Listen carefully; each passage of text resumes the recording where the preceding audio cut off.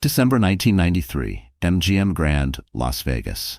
The orchestra was ready, the audience was waiting, the teleprompter was glowing in front of him. Frank Sinatra stepped toward the microphone, and the song did not come back.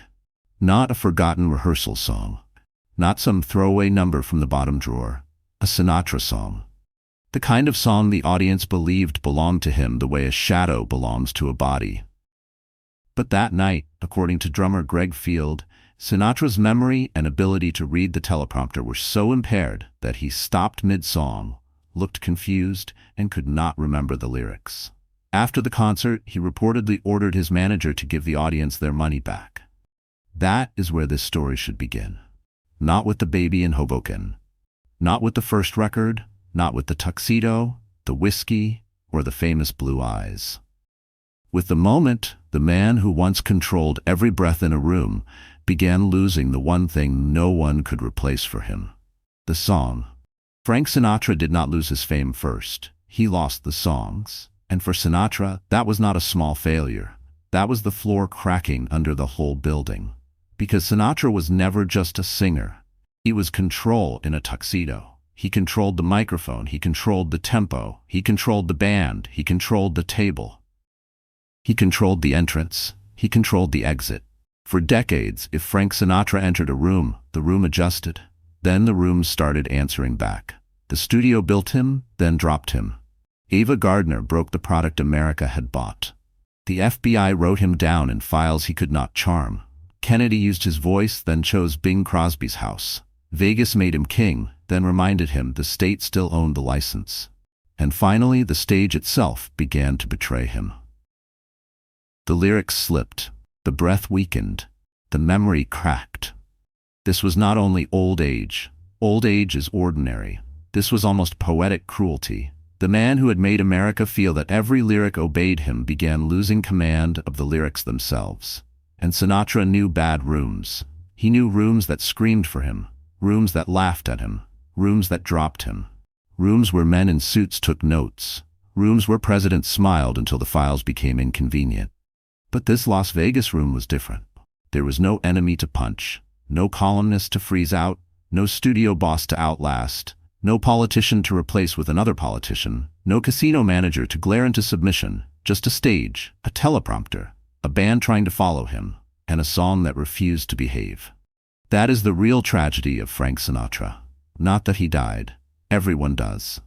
The tragedy is that the thing he used to conquer the world started slipping away while the world was still watching. On May 14, 1998, that loss reached its final room. A hospital room in Los Angeles. The man who had made My Way sound less like a song and more like a national policy reportedly looked at his wife and said the one sentence his legend was never built to survive: "I'm losing." The next night, America cleaned him up into tribute. The Empire State Building turned blue. Las Vegas dimmed the lights on the Strip. Casinos stopped their wheels. A city built on noise went quiet for the man who had helped teach it how to sound glamorous. But tribute is clean. Sinatra was not. Behind the blue eyes was an FBI file. Behind the tuxedo was a temper. Behind the Kennedy friendship was a helipad that never got used. Behind the Vegas throne was a gaming license. Behind the final applause was a man trying to hold on to the one room that had always obeyed him: the stage. So this is not the story of Frank Sinatra's life. Too many channels have told that. This is the story of the rooms. The room that screamed for him. The room that sold him. The room that abandoned him. The room that gave him an Oscar. The room where the FBI wrote him down. The room Kennedy refused to enter. The room Vegas took back. The room where the lyrics slipped away, and the hospital room that did not take orders. Frank Sinatra spent his life walking into rooms like they belonged to him. The question is, what happens when every room finally keeps a key of its own? To answer that, we do not begin with the legend. We begin with the first room he ever took over. A theater in New York. Teenage girls in the balcony. Police outside. And a skinny young singer discovering for the first time that a microphone could turn a room into a riot. New York City, December 1942. The Paramount Theatre.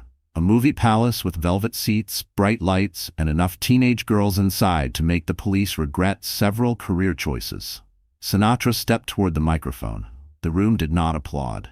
It erupted. Girls screamed, girls cried, girls pushed toward the stage, some fainted. Theaters had seen applause before. They had not seen this. On December 30, 1942, Sinatra was welcomed at the Paramount by the screams of 5,000 bobby-soxers. The original 2-week engagement was stretched for 8 additional weeks.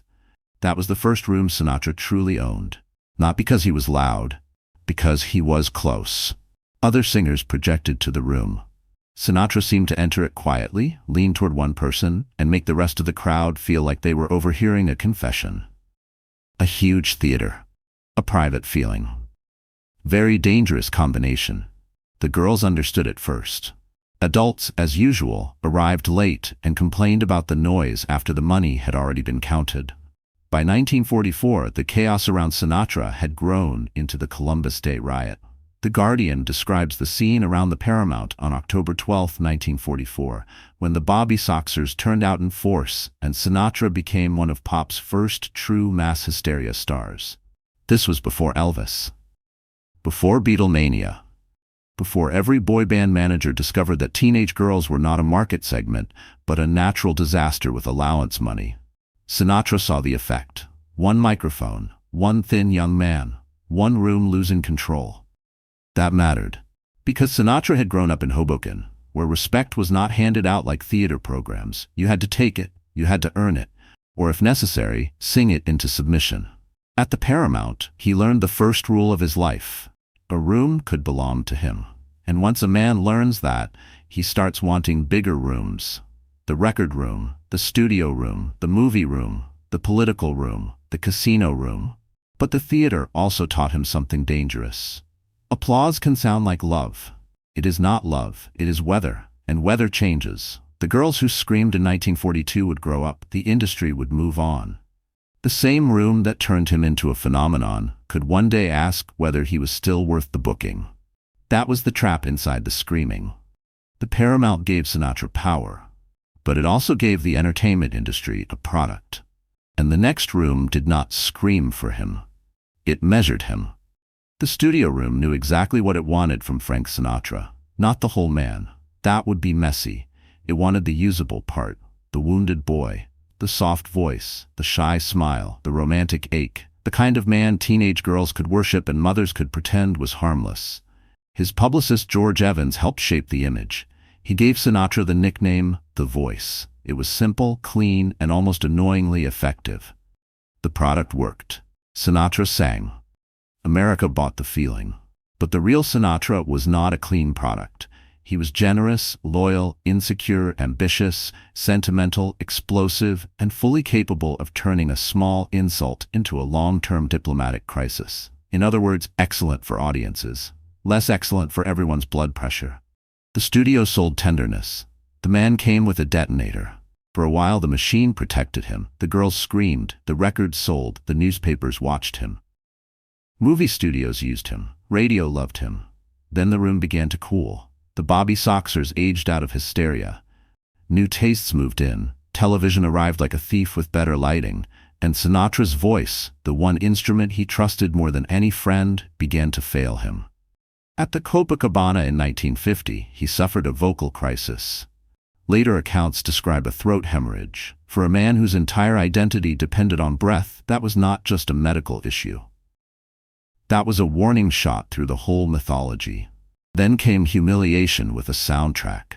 Columbia paired him with novelty material, including the infamous Mama Will Bark, a recording with Dagmar and a barking dog. There are career lows, and then there is Frank Sinatra singing while a dog provides backup commentary. Somewhere, the microphone probably considered early retirement. The studio room had once built him. Now it was treating him like a problem to be managed. Then Ava Gardner entered. The studio had sold America a romantic boy. Ava revealed the adult man underneath.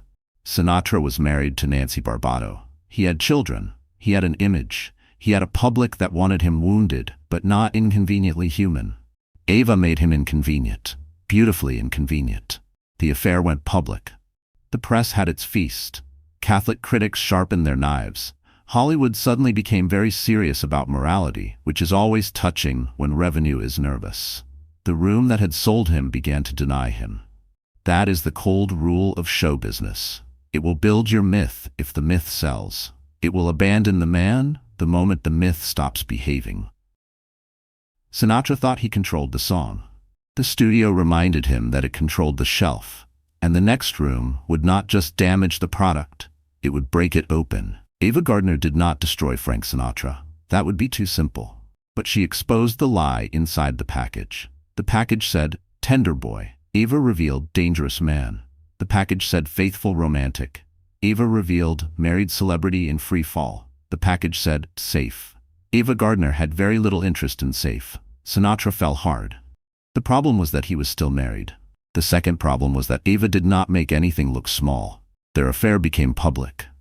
Nancy Barbato filed for separation. The press treated the story like a public trial with better photographs. Sinatra's carefully managed image, the tender, wounded, faithful boy, cracked across the front pages. Ava did not simply threaten his marriage. She threatened the product. Because America had bought one Sinatra, Ava revealed another.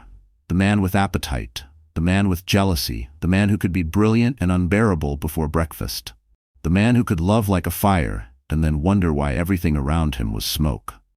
By the early 1950s, the fall was no longer theoretical. His records cooled. MGM dropped him. His television show struggled. His agents lost faith. Rooms that once screamed now had empty seats, and nothing insults a performer more quietly than available seating. The details matter because this was not just a decline. This was a room-by-room eviction. Record room, colder. Film room, closed. Marriage room, broken. Press room, hostile. Stage room, uncertain. Ava and Sinatra married in 1951. On paper, the marriage lasted years. In practice, the stable part of it could probably have been timed with a kitchen clock. They were too similar. Same pride, same temper, same appetite for drama, same refusal to be the calm person in the room. A relationship can survive one volcano. 2 volcanoes is geography, not marriage. What Ava gave him, artistically, was damage, and damage changed the voice. The young Sinatra had sounded wounded in theory. The Sinatra after Ava sounded like he had paid for the wound himself. But before that damage became art, he needed survival. He needed one room to let him back in. Not the recording studio, not the nightclub. A movie set. He wanted the role of Private Angelo Maggio in From Here to Eternity with desperation. Not ambition. Desperation. The part was small, scrappy, wounded, funny, cornered, and proud. It fit him because by then, Sinatra knew something about being cornered. Hollywood had nearly thrown him out. Now he needed that same room to let him back in. And if the door opened, he would not walk through it politely. He would return with a grudge. In 1954, Frank Sinatra walked into the Oscar room as a man the industry had almost buried. He walked out with Best Supporting Actor. The role was Private Angelo Maggio in From Here to Eternity. The performance was sharp, wounded, alive. The Academy awarded him the Oscar, and Hollywood performed one of its favorite rituals, applauding a man it had recently decided was finished. Very noble.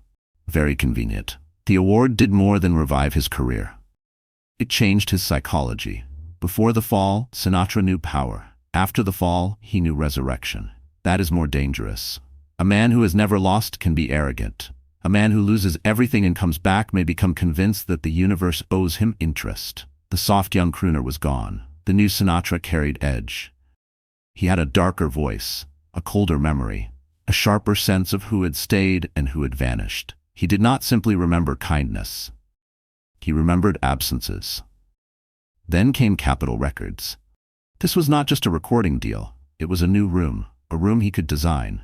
With arrangers like Nelson Riddle, Sinatra built emotional spaces. In the Wee Small Hours, Songs for Swingin' Lovers, Come Fly With Me. His mature Capitol work is widely treated as central to his artistic greatness. Vanity Fair's archive on Sinatra and Riddle describes that comeback era and the recordings that followed. The Lonely Room. The Swinging Room. The Midnight Room. The room where the party ended, but the glass stayed on the table. The genius of mature Sinatra was not simply that he sang well. It was that he staged feeling, he controlled the phrase, the breath, the pause, the silence after the word, the emotional temperature. He made sorrow sound tailored. He made regret look like it had a reservation. He made loneliness feel expensive enough that people wanted to visit. This was control at its highest level. And that was the danger. Because the better Sinatra became at controlling musical rooms, the more he seemed to believe other rooms should work the same way. A studio obeys tempo. An orchestra follows the hand. A microphone rewards discipline. But the world outside music is uglier. Some rooms do not care how well you sing. Some rooms have lawyers. Some rooms have files.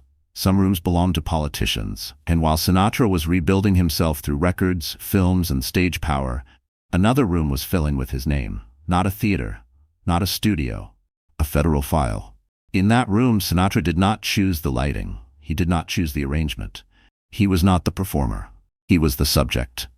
The FBI file room was the opposite of a Sinatra room. No applause, no orchestra, no cocktail tables, no spotlight, just paper. The FBI vault says Sinatra appeared in many FBI files, including files involving extortion attempts against him, contacts with racketeering investigation subjects, and Hollywood political activity. The dates span from 1943 to 1985. That is a long time to be written down by people who are not fans. Important line: Sinatra was not convicted of being a mobster. That matters. A serious story cannot turn suspicion into verdict just because the thumbnail wants sharper teeth. But the files existed because Sinatra moved through dangerous rooms, nightclubs, casinos, union circles, political circles, entertainment rooms where glamorous men shook hands with men the government already had files on. Sinatra's defenders said these were friendships, personal loyalties, social ties from the club world, and some of that is true. A singer who came up through nightclubs did not exactly spend his evenings with librarians and choir directors. But loyalty becomes complicated when your friends come with federal attention. A dinner becomes a note, a photograph becomes a question, a phone call becomes a line in a file, a friend becomes a liability. For Sinatra, that was a special kind of punishment. He could freeze out a reporter, he could punish a friend, he could walk out of a room and take the temperature with him. But he could not charm a file. The file did not care about phrasing. It did not care about blue eyes. It did not care if the suit was perfect. It simply grew. And the more famous Sinatra became, the more dangerous those pages became. Because by 1960, he was no longer just a singer. He was useful. John F. Kennedy needed glamour. Sinatra had glamour in industrial quantities. So Sinatra entered the political room. He brought stars, he brought music, he brought style, he brought access to an audience that politics badly wanted and rarely understood. The JFK Library confirms that Sinatra recorded a campaign version of High Hopes for Kennedy's 1960 presidential campaign. It was catchy, it was bright, it probably did more useful work than half the speeches, and with fewer pauses for applause. For a moment, Sinatra thought he had moved from show business into power itself. But politics is not show business. In show business, if they need you, they call you back. In politics, if they need you and fear you, they call someone else to tell you the invitation changed. And that is how the next room shut in Sinatra's face. Palm Springs. Early 1960s, Sinatra's house was ready. The rooms were prepared, the guest space was arranged, the communications were planned, the helipad was waiting. Frank Sinatra expected President John F. Kennedy to stay at his home. That was not just hospitality. That was proof. Proof that the singer had entered the highest room in America. Proof that the boy from Hoboken, the man once dropped by studios and mocked by industry insiders, now had the president landing in his backyard. Then the files entered the room before Kennedy did. Robert Kennedy, as Attorney General, was focused on organized crime. Sinatra's associations made the visit dangerous. Later accounts described Kennedy's stay being shifted away from Sinatra's Palm Springs home and toward Bing Crosby's house because of concerns around those associations. Bing Crosby. That detail is almost too cruel. Not just another house, not just another host. Bing Crosby, Sinatra's old idol, rival, predecessor, and safer option. If humiliation needed a floor plan, this was it. Sinatra had prepared the room. Kennedy chose another singer's house. There are snubs. And then there is building a helipad for the president and watching him land somewhere else. The message reportedly reached Sinatra through Peter Lawford. Lawford was part of the Rat Pack and married into the Kennedy family. That made it worse. In Sinatra's code, if a man was going to embarrass you, he should do it himself. Sending a messenger was not diplomacy, it was cowardice with cufflinks.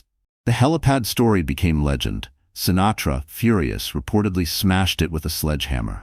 One can question the emotional maturity. One cannot question the visual clarity. The man was not processing rejection, he was doing demolition. But the broken helipad was not the real story. The real story was access. Sinatra believed loyalty opened doors. Politics reminded him doors have locks on the inside. After the Kennedy rupture, Sinatra's politics moved right.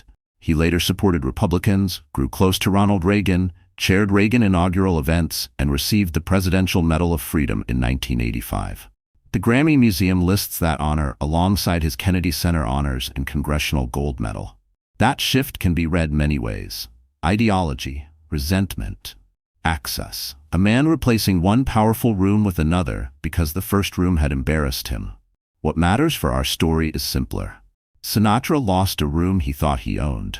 And when Sinatra lost a room, he did not stand in the hallway quietly. He found another room, a louder room, a richer room, a room with velvet booths, smoke, money, showgirls, orchestras, and rules written by the state of Nevada.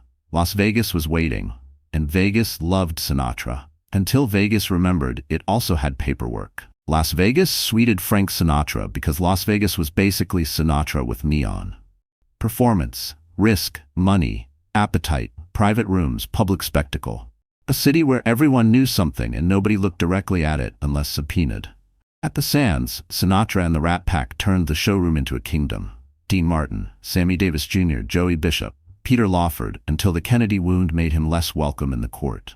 The show looked loose. It was not loose. It was controlled chaos. Songs, jokes, drinks, surprise entrances, inside jokes sold to outsiders at full price. Sinatra was the center. When he was generous, the room felt blessed. When he was angry, the room felt like it should apologize for existing. This was his ideal world.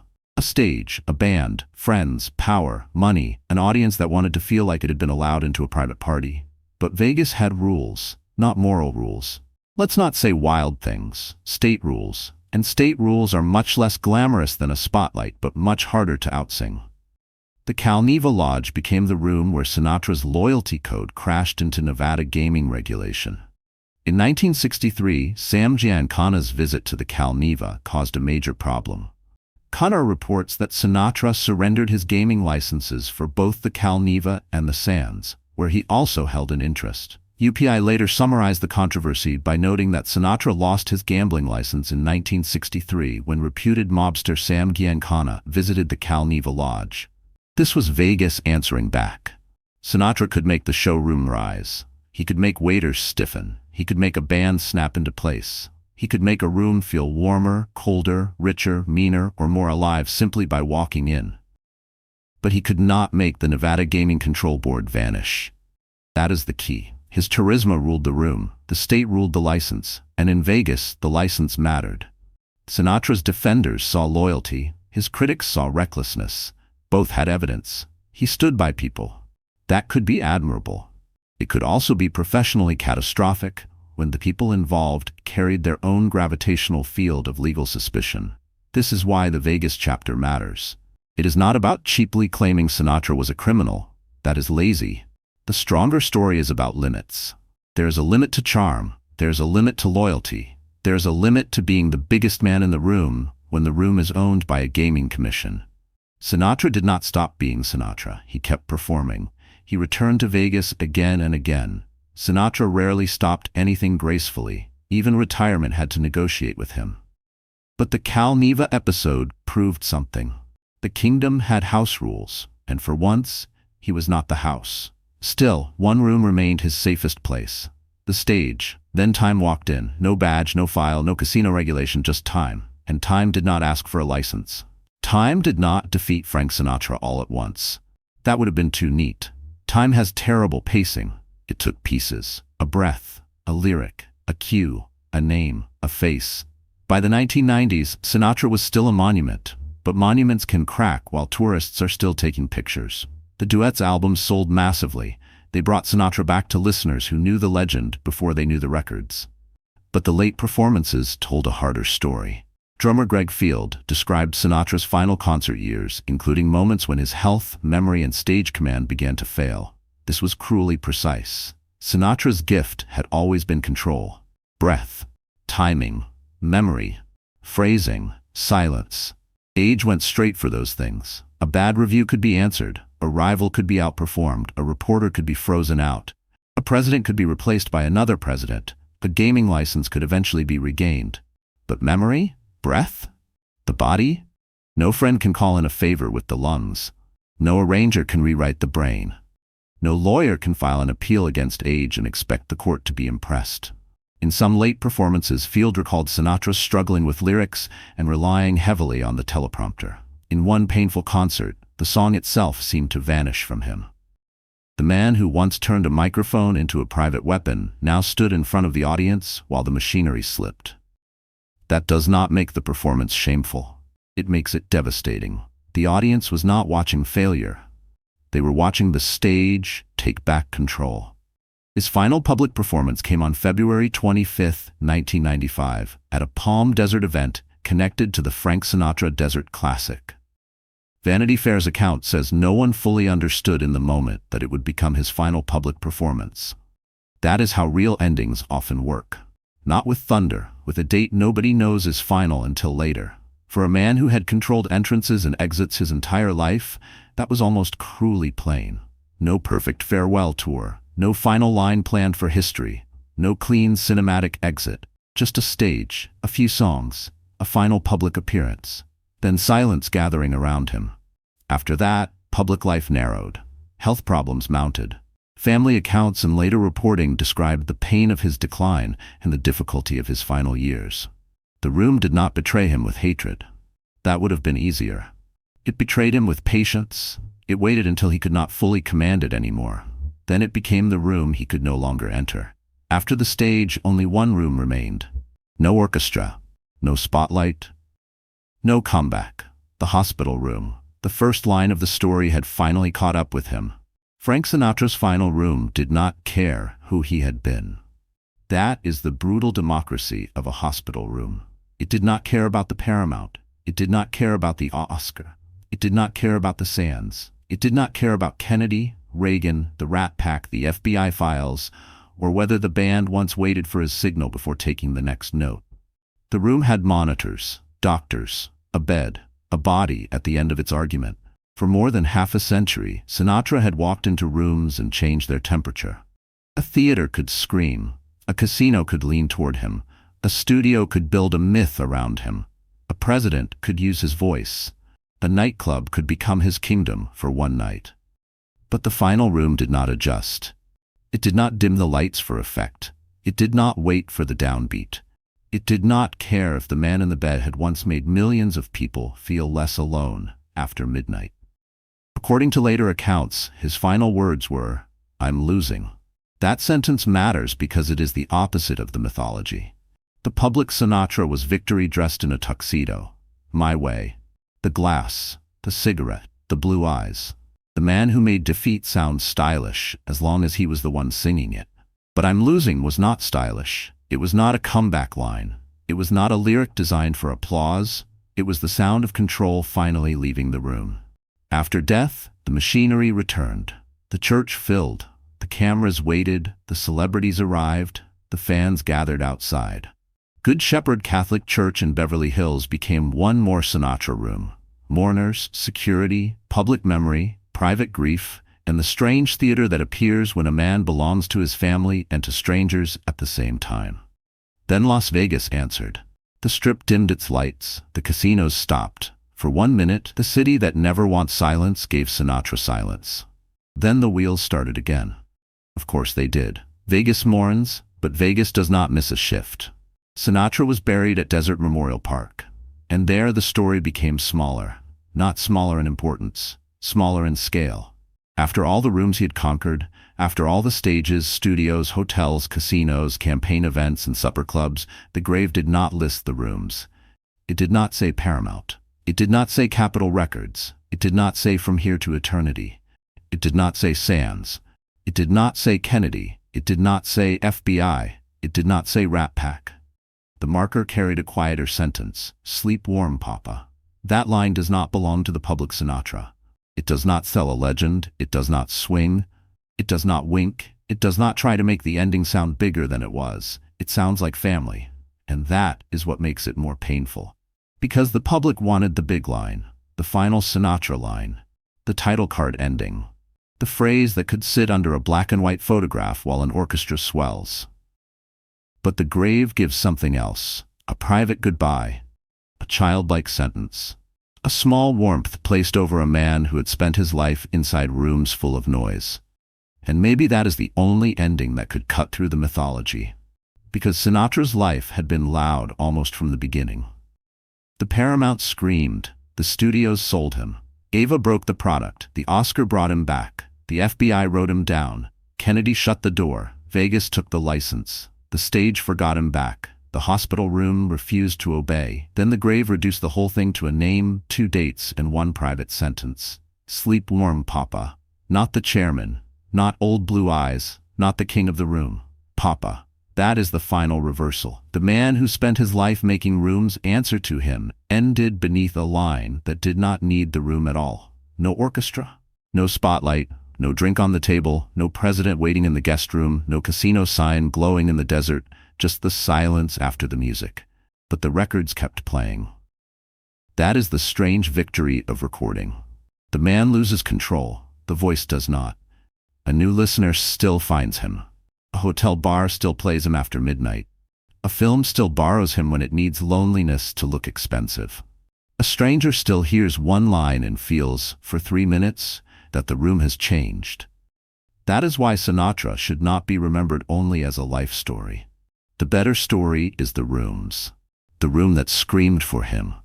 The room that sold him. The room that abandoned him. The room that gave him an Oscar. The room where the FBI wrote him down.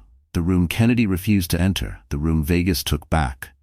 The room where the lyrics slipped away, the hospital room that did not take orders. And the grave, where the legend finally became smaller than the man. Frank Sinatra wanted every room to answer to him. For decades, many did. But the final lesson was colder. No man controls every room. Not even the man who made control sound like music. The lights went down, the casino wheels stopped, the funeral ended, the crowd went home. And somewhere between the public myth and the private grave, Frank Sinatra became something stranger than immortal. He became a voice still entering rooms after the man himself had disappeared.